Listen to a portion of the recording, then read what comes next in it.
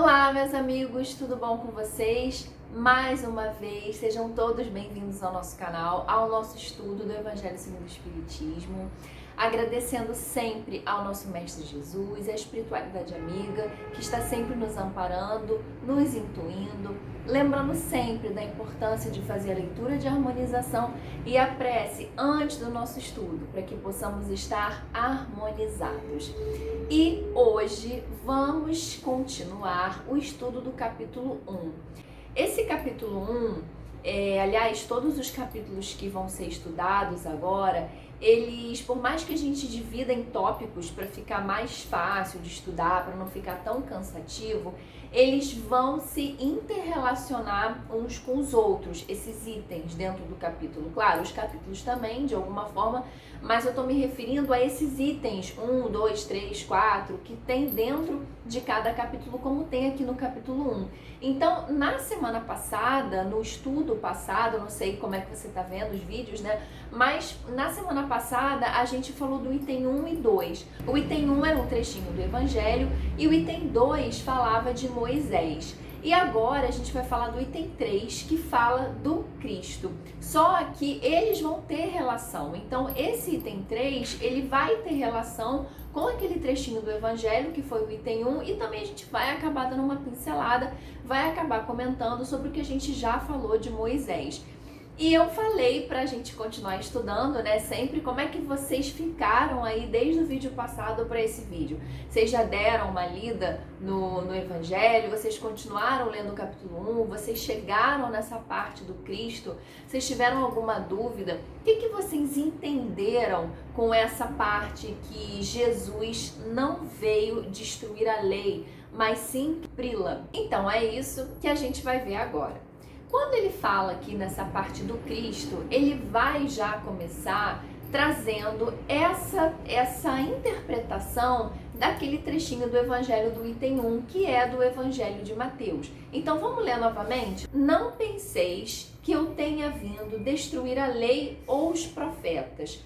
Não os vim destruir, mas cumpri-los. Porquanto, em verdade, eu vos digo que o céu e a terra não passarão sem que tudo que se acha na lei esteja perfeitamente cumprido, enquanto reste um único J e um único ponto. A gente precisa lembrar do seguinte: existia um contexto, existiam judeus ali respeitando e praticando essas leis trazidas por Moisés até então. E muitas vezes esses ensinamentos eram passados pelos fariseus, que a gente já falou aqui no vídeo. Tem vídeo aqui no canal falando dos fariseus, lá do início do estudo do Evangelho mesmo, então você pode procurar aí na playlist. Esses fariseus, eles eram os doutores da lei, como eles são conhecidos, né? Eram aquelas pessoas entendidas, os intelectuais da época, que pegavam essas leis trazidas, escritas por Moisés, não só aquelas dos 10 mandamentos que a gente falou no vídeo passado,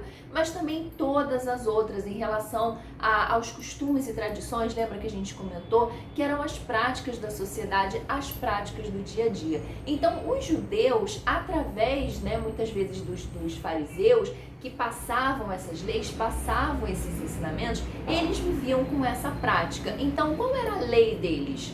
Eram essas leis. Eles viviam nessa sociedade, nesse contexto, com esses costumes, com esses hábitos. Aí, um belo dia, imaginemos essa situação, chega uma pessoa fazendo um sermão, que é o Sermão da Montanha, que a gente também comentou no vídeo passado.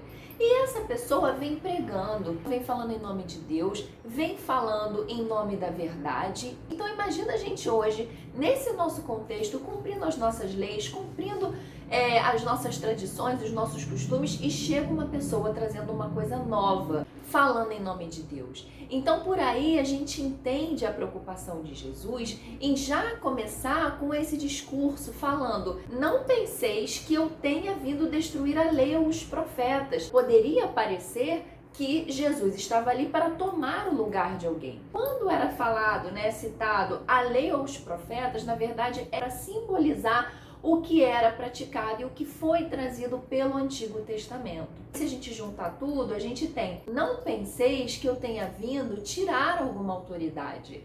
e autoridade do Antigo Testamento, mas sim vim cumprir a lei. E aí a gente então entra num segundo momento, que é entender o que é esse cumprir. E existem algumas interpretações para essa palavra, como por exemplo, cumprir seria completar, então Jesus teria vindo completar uma lei, ou exercer essa lei, fazer ela ser executada mesmo, né? As leis de Deus. E ainda uma terceira interpretação para a palavra cumprir, que seria aplicar essa lei nele mesmo, ou seja, ser o exemplo, que está super identificada com o que a gente estuda no Espiritismo, onde vemos que Jesus é o nosso modelo e guia. E também quando o Espiritismo nos traz que a melhor divulgação que a gente pode fazer da doutrina espírita é o nosso exemplo. Então, quando a gente entende que Jesus, na verdade, veio cumprir a lei, ele estava trazendo uma mensagem de que não adianta somente falar, não adianta somente ensinar, se você não tiver entendido realmente o que significam os valores divinos, o que Deus quis passar ali para todo mundo. E é por isso, então, que a gente vai ver nesse texto de hoje, que Jesus vai resumir todos os ensinamentos em apenas um, que é amar a Deus sobre todas as coisas e amar ao próximo como a ti mesmo. Então, através desse ensinamento, você consegue abarcar todos os outros, porque se você ama a Deus sobre todas as coisas e se você ama o próximo como a ti mesmo, você ama o próximo e se ama. Então, essa relação ela é muito interessante, porque você não pode amar o próximo se você não se amar. E aí, se você ama a Deus sobre todas as coisas e você ama o próximo como a ti mesmo, você já não rouba mais, você já não mata mais, você já não cobiça mais uma coisa que não é sua. Então você não precisa mais se preocupar com os outros, porque todos os outros acabam sendo corolários desse. E aí a gente vai então começar a leitura do item 3, vamos lendo e vamos debatendo. Jesus não veio destruir a lei, isto é, a lei de Deus. Veio cumpri-la, isto é, desenvolvê-la, dar-lhe o verdadeiro sentido e adaptá-la ao grau de adiantamento dos homens. Isso a gente também já falou no vídeo passado, quando falamos de graus evolutivos. Lembra que eu dei o exemplo da criança? Se você não viu o vídeo passado, corre lá e dá uma olhadinha. A gente falou da criança que num determinado momento, numa determinada idade, não adianta falar com ela de tal forma porque não vai funcionar, porque ela ainda não tem uma capacidade emocional para entender aquilo. Então você vai esperando o amadurecimento para poder lidar com ela de uma outra forma. E eu comparei a criança com esse espírito, com o nosso espírito, né? Com o amadurecimento, com a evolução. Então teria Moisés como a primeira revelação, Jesus como a segunda e o Espiritismo como a terceira. Tudo ali de acordo com a idade evolutiva daquela sociedade, né, daquela comunidade. Então, o Cristo agora, ele chegou num momento que a gente já tinha a sociedade um pouco mais evoluída. Então, esses ensinamentos, eles já podiam ser atualizados. E foi isso que Jesus fez. Ele agora pegou certos ensinamentos que já não cabiam mais, não eram mais necessários e transformou todos à luz do amor, à luz do perdão, à luz do amor ao próximo. Então, ele continua. Por isso é que se nos depara nessa lei o princípio dos deveres para com Deus e para com o próximo, base da sua doutrina. Quanto às leis de Moisés, propriamente ditas, ele, ao contrário, as modificou profundamente, quer na substância, quer na forma. E aí a gente pode lembrar de um caso da Bíblia, de uma passagem da Bíblia, que é da mulher adúltera, aquela mulher que seria apedrejada. O que as outras pessoas falam? Que ela deveria ser apedrejada porque assim Moisés ensinou. Nas leis de Moisés, de acordo com o que está escrito lá, essa mulher adúltera deveria ser apedrejada. E então é que Jesus fala, né, aquela frase que muitos conhecem, que é: quem aqui que não tem pecado, atire a primeira pedra. E aí ninguém atira. E aí Jesus, então, de uma forma bem resumida que eu tô falando aqui, Jesus então fala para essa mulher: vá e não peques mais. Então a gente repara que assim, essa já foi uma modificação, porque o que vai adiantar você apedrejar aquela mulher? Você vai machucar uma mulher, você vai maltratar uma pessoa e ela não vai poder continuar a vida dela, ela não vai aprender nada com aquilo. Então Jesus tinha essa sabedoria que a gente volta na ideia de amar a Deus sobre todas as coisas e ao próximo como a ti mesmo. Amar ao próximo, perdoar, dar uma chance e não simplesmente punir e apedrejar porque dizia uma lei. Certo? Até porque a gente tem os 10 mandamentos que ainda são respeitados, porque essas são as leis divinas. E lá diz, não matarás. E aí você vai matar uma pessoa apedrejada? Olha aí a contradição. Então, por aqui, a gente já consegue ver, com esse exemplo, uma dessas mudanças que foram feitas por Jesus quanto às leis de Moisés. Então, a gente continua aqui. Combatendo constantemente o abuso das práticas exteriores e as falsas interpretações, por mais radical reforma, não podia fazê-las passar, do que as reduzindo a esta única prescrição: amar a Deus acima de todas as coisas e o próximo como a si mesmo, acrescentando: aí estão a lei toda e os profetas. Como a gente já falou um pouquinho antes aqui no vídeo. Então ele continua, por essas palavras, o céu e a terra não passarão sem que tudo esteja cumprido até o último jota. Essa frase a gente também viu naquele trechinho do Evangelho de Mateus, né? E aqui o próprio Kardec então vai explicar pra gente o que ele quis dizer com essa passagem, céus e terras, o céu e a terra não passarão sem que tudo esteja cumprido até o último jota. Então ele fala, quis dizer Jesus ser necessário que a lei de Deus tivesse cumprimento integral, isto é, fosse praticada na terra inteira, em toda a sua pureza, com todas as suas ampliações e consequências. Então, por esse trechinho aqui, a gente entende que, assim, a ideia é que esses ensinamentos de Deus, eles pudessem atingir toda a terra. Será que a gente está chegando perto? Eu vou deixar a resposta para vocês. A gente pode ficar refletindo um pouco sobre isso até o próximo vídeo.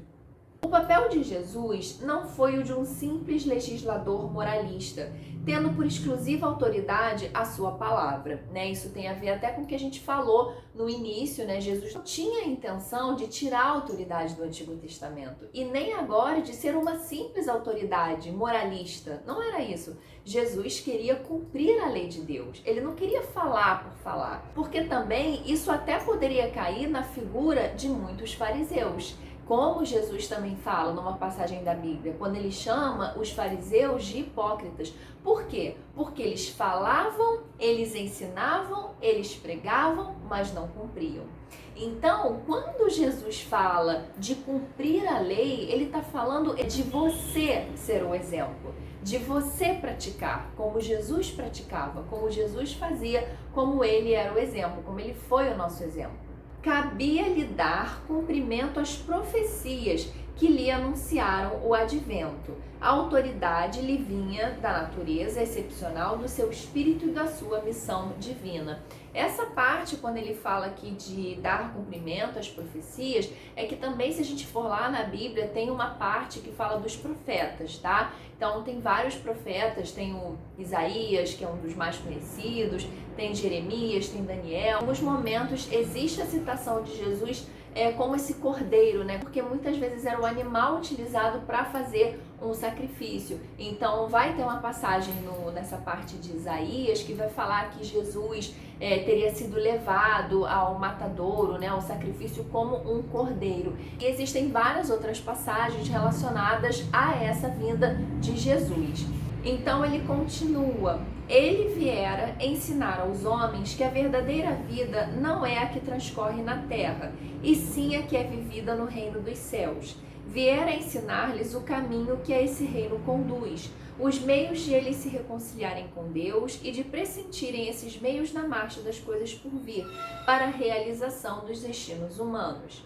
Entretanto, não disse tudo, limitando-se, respeito a muitos pontos, a lançar o germe de verdades que, segundo ele próprio declarou, ainda não podiam ser compreendidas, que a gente já falou aqui, que serão trazidas mais tarde pelo Espiritismo.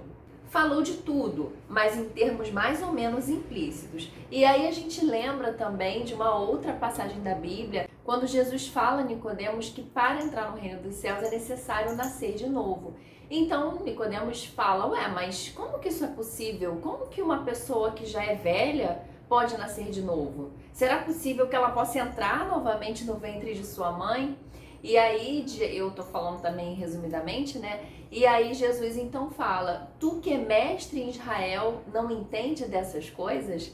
Então por aí Jesus já está falando do quê? Da reencarnação, do princípio da reencarnação, né? Claro que ele não está falando de uma pessoa já velha voltar ali pro ventre da sua mãe, não tem como. Então Jesus está falando dessa morte do corpo de carne.